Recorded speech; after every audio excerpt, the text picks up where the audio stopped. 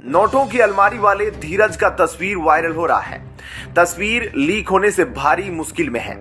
धीरज Sahu petrol महंगा होने के कारण संसद साइकिल पर पहुंचे, मगर पीछे से 354 करोड़ रुपए घर से आयकर विभाग ने जब्त कर दिया। देखिए कथनी और करनी में कितना अंतर है। देख रहे हैं, ये साहब पिछले बरस महंगे पेट्रोल के विरोध में साइकिल पर सवारी कर रहे थे।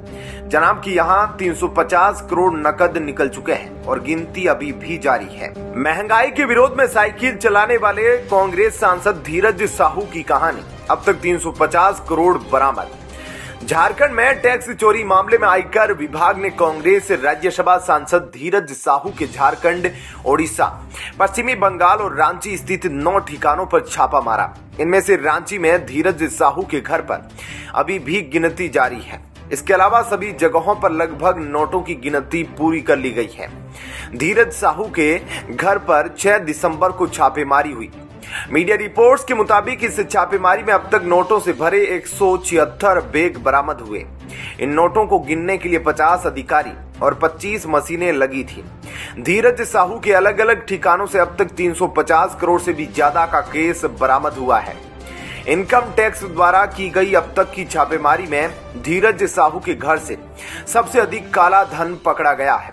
आयकर ने टीटलागढ़ में साहू ब्रदर्स के पार्टनर और दीपक साहू और संजय साहू के लोहरदगा स्थित आवास से 11 करोड़, संबलपुर में Baldev Sahu sons and group companies की शराब भट्टी से 37.50 करोड़ रुपए बरामद किए। बताया जा रहा है कि नोटों की गिनती संबलपुर स्टेट बैंक में चल रही थी। शनिवार रात 9 बजे गिनती खत्म हो गई थी। वहीं धीरज साहू के कारोबारी सहयोगी राजकिशोर जायसवाल के घर के पीछे मौजूद एक सुनसान घर में 30 करोड़ से ज्यादा रुपए मिले हैं। धीरज साहू के घर में करोड़ों का काला धन देखकर इनकम टैक्स के अधिकारी भी हैरान हैं। इससे पहले 2019 में कानपुर जीएसटी की रेड में 257 करोड़ रुपए मिले थे। इन मामलों में आयकर विभाग ने अब तक कोई भी आधिकारिक बयान जारी नहीं किया, जब तक कि छापेमारी की कार्रवाई पूरी न हो जाए। छापेमारी में केस, सोना, प्रॉपर्टी और अन्य सभी बेनाम संपत्ति बरामद कर संबंधित शख्स से रिसोर्स पूछा जाता है। शख्स द्वारा संपत्ति का ब्यौरा नहीं देने पर उसे जब्त कर लिया जाता है और बैंक में जमा कर दिया जाता है। वहीं इस मामले में अब आयकर अधिकारी धीरज साहू से पूछताछ कर बेनामी संपत्ति को जब्त कर लिए हैं। ऐसे में क्या कहना है आपका इस खबर पर? कमेंट सेक्शन में जरूर बताएं। जय हिंद, जय भारत। केजरीवाल भी कांग्रेस का एक प्यादा है। इसको कांग्रेस के सहयोग से ही खड़ा किया गया है, क्योंकि कांग्रेस जानती थी आने वाले समय में यह सत्ता से जरूर जाएगी और इसलिए ही इसने फंडिंग के जरिए केजरी को खड़ा किया। वहीं अब सुप्रीम कोर्ट भी केजरीवाल पर बुरी तरह भड़का हुआ दिखाई दे रहा है। सुप्रीम कोर्ट ने दिल्ली जिला कोर्ट में बुनियादी ढांचे के लिए धन उपलब्ध कराने के प्रति उदासीन रवैये के लिए दिल्ली सरकार की आलोचना की है। सुप्रीम कोर्ट ने कहा कि यह क्या हो रहा है, आपकी सरकार क्या कर रही है। आप दिल्ली हाई कोर्ट को कोई फंड देना नहीं चाहते, जज प्रशिक्षण ले रहे हैं और कोर्ट रूम नहीं है। दिल्ली हाई कोर्ट को फंड मुहैया न कराने पर इस बार सुप्रीम कोर्ट ने केजरीवाल को, दिल्ली सरकार को जमकर फटकार लगाई है। साथ ही भारत के मुख्य न्यायाधीश DY चंद्रचूड़ ने भी सवाल उठाए हैं कि आखिर सरकार फंड जारी क्यों नहीं कर रही है। अपेक्स कोर्ट ने सरकार को गुरुवार तक फंड देने के निर्देश दिए हैं। इससे पहले भी फंड की कमी के चलते अदालत से जुड़ी परियोजनाओं के अटकने की खबरें सामने आ चुकी है, जिससे केजरीवाल भारी मुसीबत में फंसे हैं। कोर्ट ने कहा, क्या हो रहा है, आपकी सरकार क्या कर रही है। आप दिल्ली हाई कोर्ट को कोई फंड देना नहीं चाहते, आपको गुरुवार तक रुपये देने होंगे। यह एक मॉडल हाई कोर्ट है और इसकी हालत देखिए। जजों की ट्रेनिंग चल रही है और कोर्ट रूम तक नहीं है। कोर्ट ने कहा, हम इसे गुरुवार के लिए सूचीबद्ध कर रहे हैं। CJI ने पाया कि मार्च 2021 में ही 4 में से 3 परियोजनाओं को मंजूरी मिल गई थी, लेकिन अब तक फंड जारी नहीं किया गया है। सुप्रीम कोर्ट का कहना है कि 5 दिसंबर तक हाई कोर्ट की स्टेटस रिपोर्ट में 887 न्यायिक अधिकारियों, 15 फास्ट ट्रैक स्पेशल कोर्ट्स और 813 अधिकारियों की स्वीकृति संख्या के संकेत मिलते हैं। अब मंजूरी प्राप्त इस संख्या को 118 कोर्ट रूम की जरूरत है। साथ ही 114 और कोर्ट रूम्स की जरूरत है। कोर्ट ने कहा कि फंड देने में देरी होना बेहद दुखद है। साथ ही कहा कि दिल्ली जिला न्यायपालिका के प्रति दिल्ली सरकार का ढुलमुल रवैया भी सही नहीं है। शीर्ष न्यायालय ने दिल्ली हाईकोर्ट के कार्यवाहक मुख्य न्यायाधीश और सरकार और राज्य सरकार को बैठने के निर्देश दिए हैं। कोर्ट का कहना है कि मीटिंग के जरिए जिला न्यायपालिका में कमी को दूर करने का तरीका निकाला जाए। दिल्ली हाईकोर्ट भी उठा चुका है सवाल। नवंबर में फंड की कमी की बात दिल्ली हाईकोर्ट भी उठा चुका है। तब एसीजे मनमोहन ने कहा था, अगले साल तक 100 मजिस्ट्रेट तैयार हो जाएंगे और हमारे पास उन्हें लगाने के लिए जगह ही नहीं है। हमारे पास नई अदालतों के लिए जगह या फंड्स नहीं है। किसी भी जिला कोर्ट में 1 इंच जगह नहीं है। दिल्ली सरकार न पैसा दे रही है और न ही जगह। हम बहुत कोशिश कर रहे हैं लेकिन वे फंड जारी नहीं कर रहे। ऐसे में क्या कहना है आपका इस पर? जय हिंद जय भारत। कांग्रेस के एक प्यादे ने बिगाड़ दिया आलाकमान का प्लान। 400 करोड़ रुपए क्या मोदी को हराने के लिए जमा किए। झारखंड से कांग्रेस के राज्यसभा सांसद धीरज साहू के यहां से मिले करोड़ों रुपयों को लेकर जमकर राजनीति हो रही है। क्या यह सोनिया गांधी, राहुल गांधी और प्रियंका गांधी के इशारे पर करोड़ों रुपए एकत्रित किए गए थे जिससे लोकसभा के चुनाव को प्रभावित किया जा सके? साथ ही यह सवाल भी उठता है कि इंडिया गठबंधन से जुड़े नेता चुप्पी साधे क्यों बैठे हैं। इसी कड़ी में भारतीय रिजर्व बैंक के पूर्व गवर्नर रघुराम राजन ने कांग्रेस के राज्यसभा सांसद धीरज साहू के ठिकानों से मिले 500 करोड़ को सही ठहराया है। उनका कहना है कि चुनाव लड़ने के लिए पैसे चाहिए होते हैं, इसलिए विपक्षी दलों का काला धन रखना कोई गलत बात नहीं है। रघुराम राजन ने ये बातें द रेड माइक नाम के यूट्यूब चैनल को दिए इंटरव्यू में कही। रघुराम राजन का कहना है कि सरकार में रहने वाला दल वैध पैसों से चुनाव लड़ सकता है, इसलिए उसे कोई समस्या नहीं होती। विपक्ष को भी चुनाव लड़ने के लिए पैसा चाहिए होता है, इसलिए वह काला धन रखते हैं, जो कि गलत नहीं है। रघुराम राजन ने आगे कहा, आप चुनाव में वैध स्रोतों से पैसा लेकर और काला धन लेकर चुनाव लड़ने वाले विपक्ष पर ईडी और सीबीआई की जांच करवाकर मुकाबला गैर बराबरी का बना रहे हैं। यह स्वच्छ चुनाव प्रक्रिया नहीं है। कुल मिलाकर रघुराम राजन का कहना है कि यदि कोई विपक्षी दल भ्रष्टाचार से कमाए गए पैसे के बल पर चुनाव लड़ता है तो यह गलत नहीं है, क्योंकि अधिकांश लोग सत्तारूढ़ दल को ही चंदा देते हैं। उनका यह भी कहना है कि सरकार में बैठे दल को ज्यादा चंदा मिलता है, इसलिए विपक्षी दलों को भ्रष्टाचार या फिर अवैध स्रोतों से कमाए गए पैसों का सहारा लेना पड़ता है। ऐसे में यदि सरकार अवैध तरीके से जुटाए गए पैसे पर कार्रवाई करे तो यह गलत है और इससे सरकार तथा विपक्ष के बीच चुनावी मुकाबला बराबरी का नहीं रह जाता। इस प्रकार के कुतर्क देकर रघुराम राजन यह सिद्ध करना चाह रहे हैं कि विपक्षी दल यदि अवैध स्रोतों से पैसा लेते हैं तो यह कहीं से भी गलत नहीं है। हाँ, इस अवैध पैसे पर कार्रवाई जरूर गलत है। कार्रवाई होने से चुनावों में सत्ताधारी दल को इससे बढ़त मिल जाती है। रघुराम राजन वर्तमान सरकार के अंध विरोधी है, इसलिए विपक्ष की चिंता में उनका दुबला होना जायज है, लेकिन उन्हें समझना चाहिए कि वैध तरीके से सत्तारूढ़ दल हो या विपक्षी पैसा जुटाना गलत नहीं है। लोकतंत्र के हित में यही है, लेकिन जब सत्ताधारी दल हो या विपक्ष वे अवैध तरीके से पैसा इकट्ठा करने लगे तो वह न तो अर्थव्यवस्था के हित में है और न ही लोकतंत्र के। अवैध धन का यह कहकर बचाव किया जा सकता है कि सत्ता में रहने वाले दल के पास बढ़त होती है। ऐसा कहकर रघुराम राजन एक प्रकार से विपक्ष के राजनीतिक भ्रष्टाचार को सही ठहरा रहे हैं। हालांकि ऐसा मूर्खतापूर्ण दावा वो पहली बार नहीं कर रहे। इससे पहले भी उन्होंने कई ऐसे सुझाव दिए हैं, मसलन महंगाई से लड़ने को 5,000 और 10,000 के नोट चलाना या फिर देश में चीजों को निर्माण बढ़ाने को प्रयास न करने की सलाह। ऐसे में क्या कहना है आपका इस पर? जय हिंद जय भारत। एमपी का यादव वोटर उत्तर प्रदेश और बिहार के यादव वोटर से एकदम अलग है। वो भाजपा का कोर वोटर बन चुका है और इसी यादव वोटर को लोकसभा चुनाव में पूर्ण रूप से साधने के लिए मोहन यादव को मुख्यमंत्री का पदभार संभालने के लिए लाया गया है। मोहन यादव मध्य प्रदेश के नए मुख्यमंत्री होंगे। सक्रिय राजनीति में आने से पहले उन्होंने सालों तक राष्ट्रीय स्वयंसेवक संघ आरएसएस और उसकी छात्र इकाई अखिल भारतीय विद्यार्थी परिषद के लिए काम किया है। विभिन्न स्तरों पर अलग अलग दायित्वों का निर्वहन कर चुके हैं। 1990 के दौर में जब बिहार और उत्तर प्रदेश में लालू प्रसाद यादव और मुलायम सिंह यादव में मुस्लिमों का तुष्टीकरण करने की होड़ लगी थी। तब मध्य प्रदेश के युवा मोहन यादव ने अभाविप से जुड़कर ज्ञान, सील, एकता और अलख जगा रहे थे। जब राम मंदिर निर्माण के लिए सोमनाथ से अयोध्या तक रथ लेकर निकले लाल कृष्ण आडवाणी को बिहार के तत्कालीन मुख्यमंत्री लालू प्रसाद यादव के आदेश पर 23 अक्टूबर 1990 को समस्तीपुर में गिरफ्तार किया गया था, तब युवा मोहन अभाविप की मध्य प्रदेश इकाई के मंत्री थे। 1990 का ही साल था जब उत्तर प्रदेश के तत्कालीन मुख्यमंत्री मुलायम सिंह यादव के आदेश पर अयोध्या में राम भक्तों पर फायरिंग हुई थी। उस साल 2 नवंबर को अयोध्या में राम धुन में रमे भक्तों पर फायरिंग हुई थी।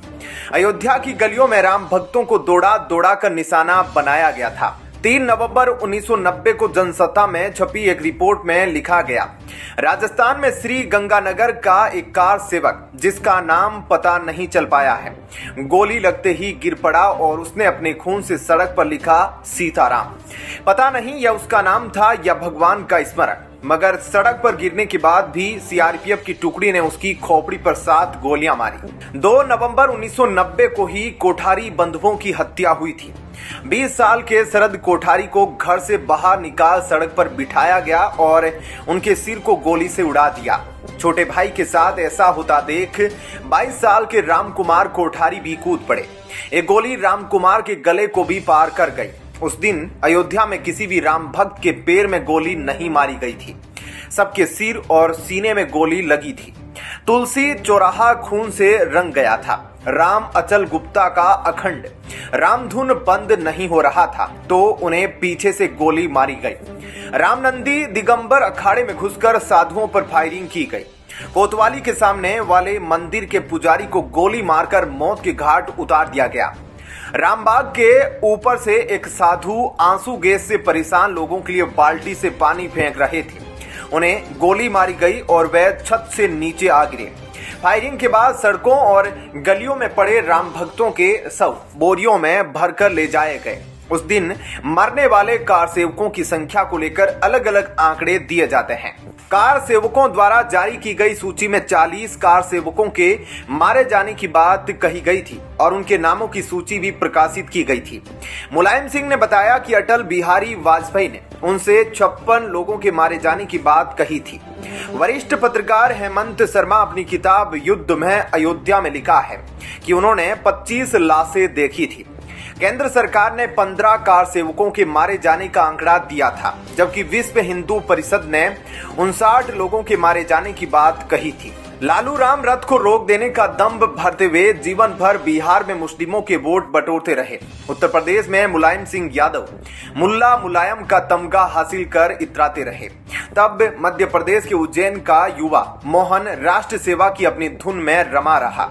1992 में जब अयोध्या में विवादित ढांचा ध्वस्त हुआ था, तब वे अभाविप में राष्ट्रीय मंत्री का दायित्व संभाल रहे थे। राम की कृपा देखिए, महाकाल का यही भक्त मोहन यादव अब मुख्यमंत्री बनने जा रहा है, वह भी उस समय काल में जब अयोध्या के भव्य राम मंदिर में राम लल्ला की प्राण प्रतिष्ठा होने को है। दूसरी तरफ राजनीति में बेटे से ही मात खाकर मुलायम दिवंगत हो चुके हैं और लालू पूरे कुनबे के साथ बिहार की राजनीति में नकली गांधी के असली अडानी धीरज साहू, जो हर किसी का पैसा खींच खींच कर अपने अलमारी में जमा कर रहा था, राहुल धीरज साहू को ही अडानी अडानी कह के कोडवर्ड में इशारा कर रहे थे। सिर्फ एक भ्रष्टाचारी धीरज साहू को बचाने के लिए रिजर्व बैंक के पूर्व नियंत्रक से लेकर हर सोशल मीडिया पर मौजूद छोटा मोटा चमचा भिड़ा हुआ है। चमचे तो अडानी और अंबानी पर ऐसे ऐसे आरोप लगा रहे थे कि पूछो मत। ओडिशा और झारखंड के अलग अलग ठिकानों पर आयकर विभाग की छापेमारी के बाद बरामद 351 करोड़ का मामला सुर्खियों में बना हुआ है। इस विवाद पर कांग्रेस नेता चिदम्बरम ने जो कहा उससे पूरा देश हैरान है। उन्होंने कहा, अगर आप मुझसे पूछे कि 350 करोड़ में कितने जीरो होते हैं तो मुझे गिनना पड़ेगा। उन्होंने कहा, मैंने अपने जीवन में 350 करोड़ रुपए एक साथ नहीं देखे हैं। बता दें कि इस विवाद के बीच भाजपा आक्रामक तेवर दिखा रही है। कांग्रेस सांसद से जुड़े ठिकानों पर कार्रवाई और पार्टी की भूमिका पर चिदम्बरम ने साफ किया। डिस्टिलरी कंपनी के खिलाफ आयकर विभाग ने छापेमारी की। 351 करोड़ रुपए नकदी जब्त होने से कांग्रेस का कोई लेना देना नहीं है। क्योंकि कंपनी पार्टी सांसद के परिवार की है, पार्टी की नहीं। नकदी जब्ती प्रकरण पर चिदंबरम ने कहा, मैंने अपने जीवन में 350 करोड़ रुपए नहीं देखे हैं। वास्तव में यदि आप मुझसे पूछेंगे कि इतनी राशि में कितने जीरो लगाए जाते हैं तो मुझे गिनना पड़ेगा। कांग्रेस पार्टी ने साफ किया है कि पार्टी का जब्त की गई नकदी से कोई लेना देना नहीं है। कथित तौर पर संबंधित सांसद धीरज साहू को खुद स्थिति स्पष्ट करनी है। पूर्व केंद्रीय वित्त मंत्री ने कहा, कांग्रेस पार्टी का किसी व्यक्ति या उसके व्यवसाय से कथित तौर पर नकदी की जब्ती से कोई लेना देना नहीं है। हम केवल एक पार्टी चलाते हैं। हम राजनीतिक उद्देश्यों के लिए पार्टी सदस्य हैं। हमें इसकी चिंता नहीं करनी होती कि व्यक्ति का व्यवसाय क्या है। जब वे खुद समझाना चाहेंगे, खुद पूरा मामला समझाएंगे। बता दें कि इससे पहले आयकर विभाग के आधिकारिक सूत्रों ने रविवार को कहा था कि ओडिशा स्थित कंपनी के खिलाफ शुरू हुई तलाशी के दौरान बरामद नकदी 5 दिनों तक गिननी पड़ी। कुल राशि 351 करोड़ रुपए आंकी गई है। बता दें कि आयकर विभाग की तलाशी भुवनेश्वरम से शुरू हुई। बोध डिस्टिलरी प्राइवेट लिमिटेड BDPL का मुख्यालय यहीं है। कथित तौर पर चोरी और आउट ऑफ बुक लेनदेन के आरोप में बीते 6 दिसंबर को शुरू हुई तलाशी सोमवार को जारी रही। नकदी की गिनती रविवार को खत्म हुई। 5 दिनों तक चली गिनती के बाद आयकर विभाग ने कहा, एक ही ऑपरेशन में किसी भी एजेंसी ने देश में अब तक सबसे अधिक 351 करोड़ रुपए की नकदी जब्त की है। ऐसे में क्या कहना है आपका इस खबर पर? कमेंट सेक्शन में जरूर बताएं। जय हिंद, जय भारत। संजय राउत के खिलाफ राजद्रोह की धाराओं में मुकदमा दर्ज। सामना में पीएम मोदी पर लिखा था विवादित लेख। उद्धव ठाकरे गुट के नेता संजय राउत एक बार फिर मुश्किलों में फंसते हुए नजर आ रहे हैं। पार्टी के मुखपत्र सामना में पीएम नरेंद्र मोदी के खिलाफ एक अपमानजनक आर्टिकल लिखने के आरोप में महाराष्ट्र के यवतमाल में राज्यसभा सांसद संजय राउत के खिलाफ बीजेपी नेता ने देशद्रोह की धाराओं में FIR दर्ज करवाई है। संजय राउत सामना के संपादक भी हैं। यवतमाल में बीजेपी के संयोजक नितिन भुट्टाणा ने थाने में संजय राउत के खिलाफ पत्र दिया था। बीजेपी नेता द्वारा दर्ज कराई गई शिकायत के मुताबिक 11 दिसंबर को शिवसेना उद्धव गुट के मुखपत्र सामना में प्रधानमंत्री नरेंद्र मोदी के खिलाफ अपमानजनक आर्टिकल लिखा गया था। पुलिस ने बताया कि इस आर्टिकल के माध्यम से अलग अलग समूहों के बीच दुश्मनी को बढ़ावा देने का आरोप लगाया गया है। शिकायत के आधार पर पुलिस ने उमरखेड़ा पुलिस स्टेशन में संजय राउत के खिलाफ धारा 153A, 505(2) और 124 के तहत मामला दर्ज किया है। किसी भी वक्त दबोचने के लिए पुलिस जा सकती है। वहीं इससे पहले महाराष्ट्र के सोलापुर में शिवसेना UBT नेता संजय राउत पर एक शख्स द्वारा चप्पल से भरी थैली फेंकने का मामला सामने आया है। चश्मदीदों के मुताबिक चप्पल मारने के बाद नारायण राणे जिंदाबाद के नारे भी लगे और घटना को अंजाम देने वाला शख्स मौके से फरार हो गया। संजय राउत पर चप्पल फेंकने वाले शख्स ने अपना नाम सागर शिंदे बताया है और खुद को नारायण राणे का समर्थक और बीजेपी कार्यकर्ता बताया है। युवक ने बताया कि संजय राउत जिस तरह से बेवजह प्रधानमंत्री और देवेंद्र फडणवीस समेत नारायण राणे पर टिप्पणी करते हैं, उससे वह नाराज था, इसलिए उसने ऐसा कदम उठाया। दरअसल शिवसेना उद्धव गुट के नेता संजय राउत महाराष्ट्र के सोलापुर में एक होटल का उद्घाटन करने पहुंचे थे। इसी दौरान उनके ऊपर चप्पलों से भरा हुआ एक थैला फेंका गया, जिससे उनके ऊपर चप्पलों की बारिश हो गई। ऐसा बताया जा रहा है कि जिसने ये थैला फेंका उसी ने नारायण राणे जिंदाबाद का नारा लगाया। इसके बाद ये लोग मौके से फरार हो गए। हाल ही में महाराष्ट्र में बीजेपी नेता नीतीश राणे ने शिवसेना UBT के नेता संजय राउत और कांग्रेस पर निशाना साधा था। उन्होंने बयान जारी करते हुए कहा था कि कांग्रेस ने देश को डुबाने का काम किया है, इसी वजह से जनता ने कांग्रेस मुक्त का नारा दिया, ना कि बीजेपी ने। लेकिन अब उद्धव ठाकरे की सेना में लोगों ने राउत मुक्त UBT का नारा दिया है। यहाँ तक कि आदित्य ठाकरे और उनकी नाइट गैंग भी संजय राउत से उब चुकी है। वहीं संजय राउत ने रविवार को कांग्रेस को आगाह करते हुए कहा था कि अगर गांधी परिवार के नजदीकी लोग प्रधानमंत्री नरेंद्र मोदी के अनुकूल राजनीति करेंगे तो देश की सबसे पुरानी पार्टी को 2024 के लोकसभा चुनाव में और मुश्किल का सामना करना पड़ेगा। पार्टी के मुखपत्र सामना में प्रकाशित साप्ताहिक स्तंभ रोक ठोक में राउत ने EVM संबंधित आशंका को उठाते हुए आह्वान किया। उन्होंने दावा किया कि मध्य प्रदेश में जब मतगणना की गिनती हो रही थी तब कांग्रेस 199 सीटों पर आगे चल रही थी, लेकिन EVM में गिनती शुरू होने के साथ ही परिस्थिति बदल गई। भारतीय जनता पार्टी ने हाल ही में मध्य प्रदेश और छत्तीसगढ़, राजस्थान विधानसभा चुनाव में जीत दर्ज की है।